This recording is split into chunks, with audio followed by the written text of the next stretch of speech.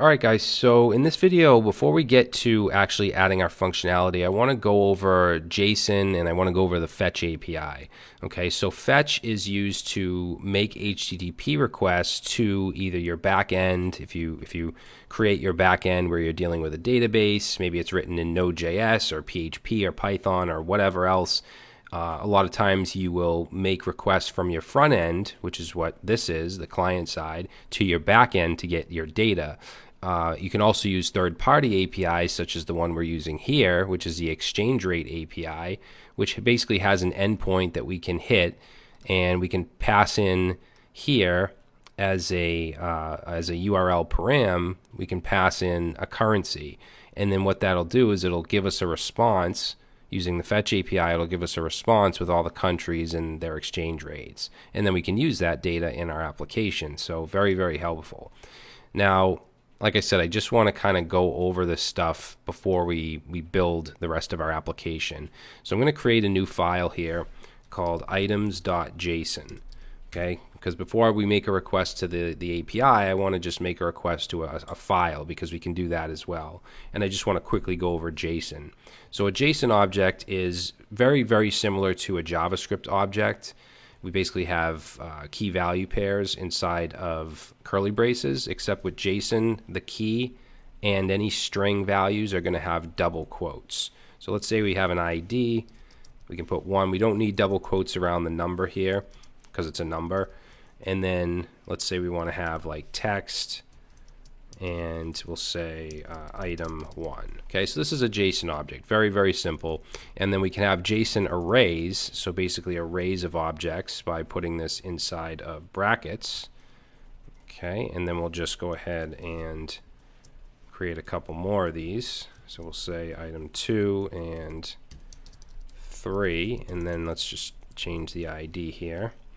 Okay, so this is a simple JSON array, and this is similar to something you might get back from an API or from your back end. So what I want to do now is open up my script file, and we're going to have a function called calculate. We're going to have this in our actual script, but for now I'm just going to use it to give you an example of making a request. And we're just going to make a request to that items.json file. Okay, so like I said, Fetch it's built into the browser, so that it's not like we have to use a CDN or install it or anything. So we can just say Fetch, and then in here, if we're making a GET request, because there's different types of HTTP requests. When you just load a web page or you're just getting data from a server, typically it's going to be what's called a GET request.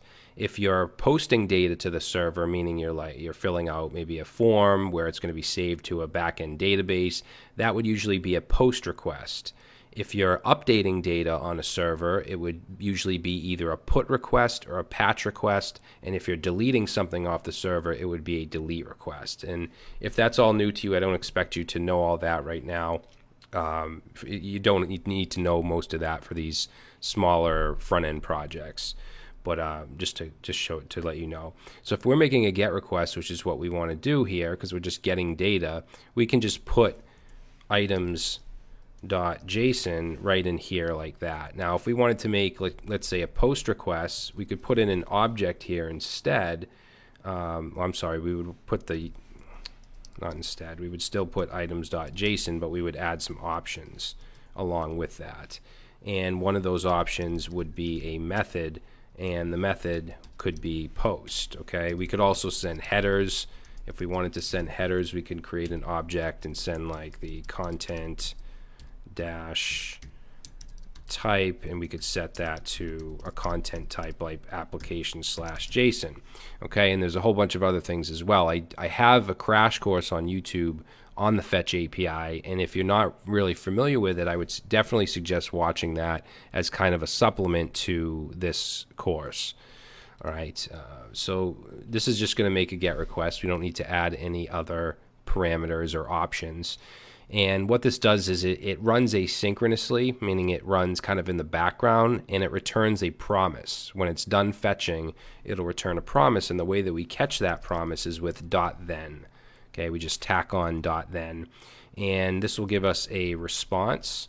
And this actually has to be a function, so you could do this like that. However, I think arrow functions are much cleaner, so we can take that away, use an arrow, and we don't even need these parentheses because it's just one parameter.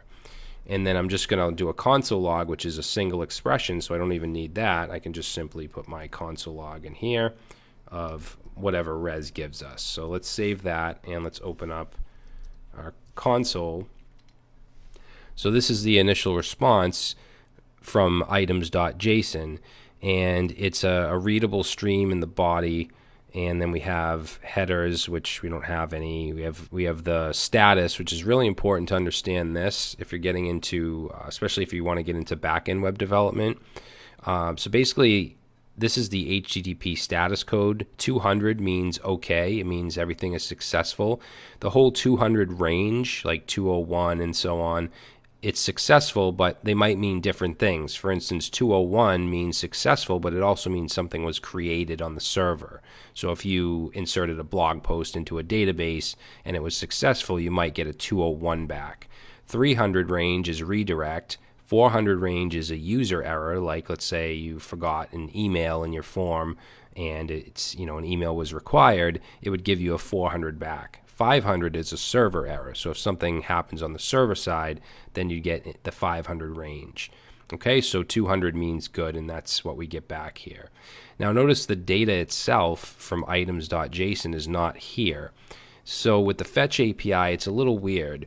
You have to actually take this response and then format it to what you want, which in this case is JSON. So we want to say res.json like that, and then we get another promise back. Okay, and just to make this look a little neater, a lot of the times what we'll do is put each dot then on a separate line. Okay, and then this will actually give us the data back, so we can go ahead and console log data. And you can call this whatever you want. You can also call this whatever you want. Just make sure you use it over here correctly. So let's save that, and now you'll see we get the actual items back. We get our array, our JSON array from our items.json file. Okay, and we could do whatever we want with this. So I mean, this is just an example. I'm not going to keep this, but let's say we could do document.body, which is going to just select the body from the document, and let's say inner HTML equals. We could take data, which remember is an array, so we can choose the first item. Okay, we'll use the 0 index, and it's an object. So let's grab the text value. So if I save that. Now, what we've done here is we've called calculate in our JavaScript. We've fetched items.json, and we specified that we want it to be JSON. And then here we got the data back, and we just basically replaced everything in the body using inner HTML with that first item's text. All right, so hopefully that makes sense. So I know that, I mean, that's not an in-depth guide on the fetch API and JSON and so on. So I would highly encourage you, if you don't already know this stuff, I know a lot of you do. If you don't, check out the fetch API crash course on YouTube. I also have a JSON crash course if you want to get deeper into that. So everything in this course that you use, but I don't go over in depth, I most likely have a crash course on YouTube about that particular thing. Okay, like I said earlier, this course it's made to just build some cool projects. It's not like we're not going to go in depth on everything. I also have my modern JavaScript from the beginning course where we do more in depth studies and stuff like that. All right, so now that I've explained the fetch API and JSON, in the next video we're going to continue, and we're going to add some event listeners here because obviously we need some stuff to happen when we, for instance, change the value or the country. So we'll do that next.